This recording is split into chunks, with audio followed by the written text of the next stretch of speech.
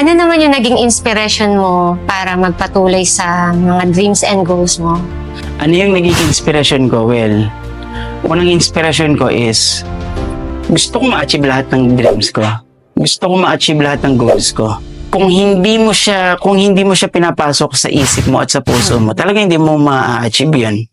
Pero kung despite everything, hinayaan mo lang siya na mag-flow sa sarili mo, na nahandoon pa din yung goals and dreams mo, makukuha mo yun. Kagaya ng sinabi ko, lahat ng dreams ko, lahat ng goals ko, as much as possible, gusto kong makuha. Actually, yung mga taong walang pangarap, alam mo yun, na parang wala silang pangarap, pero tayo as human, yun lang ang meron tayo, pangarap. Na dapat hindi pa ma-steal ng ibang tao. Tama ba? Correct. May mga dream stealers mo. Yun yung mga parang, yun nga yung nagsasabi na hindi mo kaya yan, na hindi mo ma-achieve yan, mahirap yan. Ayun yung mga dream stealers. Kasi, hindi nila alam, dahil sa sarili nila, hindi din nila alam kung paano nila ma-achieve ang dreams nila. Pero kung alam mo ang gagawin mo, kagaya nga ng sinabi ko, dapat, i-focus mo lang yung goal mo. Kahit anong mangyari, i-focus mo yan. Ako, hindi ko talaga natapos ang college ko. And I proceeded with culinary arts. Ang layo Culinary arts. Pero tinan niyo, nasaan ako ngayon? Nasa filmmaking, nasa directing, nasa hosting. Napakalayo sa culinary arts. Well, gusto ko din gumawa ng cooking show before. Pero it's your passion. Napunta ka sa passion mo. Napunta ako sa passion ko. Na nabigla din ako dahil kaya ko pala. Kaya din papasok yung na pag gusto mo, may paraan. Kung gusto mo talaga may paraan. Marami kasing tao dito sa Pilipinas na parang, parang ang daming dahilan, kaya wala silang nararating sa buhay.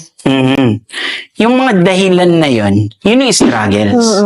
Overcome your struggles. Pag na-overcome mo yun, actually, kagaya nga na sinabi ko, kung gusto mo matuto, magtanong ka. Yes. Nagagamit mo ba yung mga skills na yan sa pagde-director and sa Nagagamit ko siya sa profession. Being a live events director, papasok din yung pagiging gumagawa ka ng mga commercial events, gumagawa ka ng mga TV commercials, gumagawa ka ng mga TV ads. Si client pa ganito gustong camera. So, you need to learn how to use them. You need to learn kung ano yung dapat mong kailangan in order for you to use this kind of cameras. For example, kailangan ba nilang maraming ilaw? Okay na ba sila ng low light? That's one of the example. So yun, hindi ko siya pinag-aralan sa school. Nandiyan ang YouTube. Madami kong kasamang direktor. So ibig sabihin pala, para maging successful ka, kailangan mag-aral ka. Mag-aral ka kahit in an unconventional manner. Patuloy lang na mag-aral. Lahat ng information matatagpuan mo kung saan. Nahandyan ang internet, nahandyan ng TV, nahandyan ng books, nahandyan ng social media. Doon lamang matututo ka from other people. As long as gusto mo, lahat ng paraan gagawin mo, at ang lahat ng goals and dreams mo, maa-achieve mo. Actually ngayon, sobrang na yung social media. Doon talaga matututo ka na.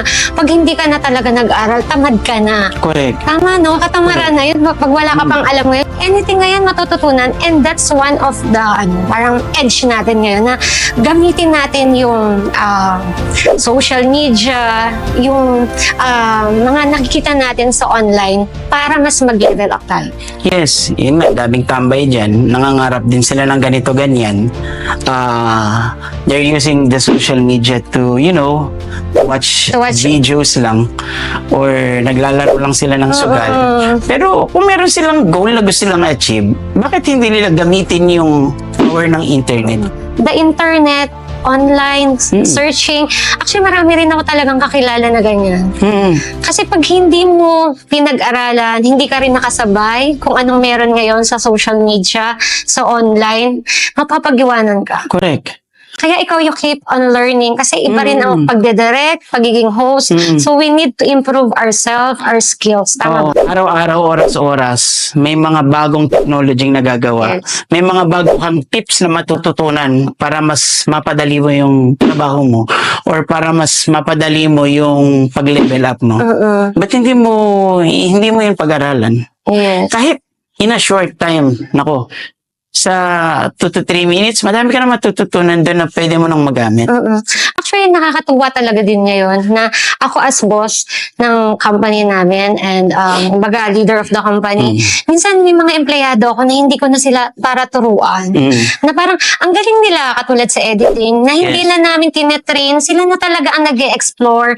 And then may mga staff na, ma'am, dapat ganito po tayo kasi ganito yung nakita ko sa online. So, gamitin natin yung social media, yung online para mas makuha natin yung mga pangarap natin and mas ma-improve natin yung mga skills.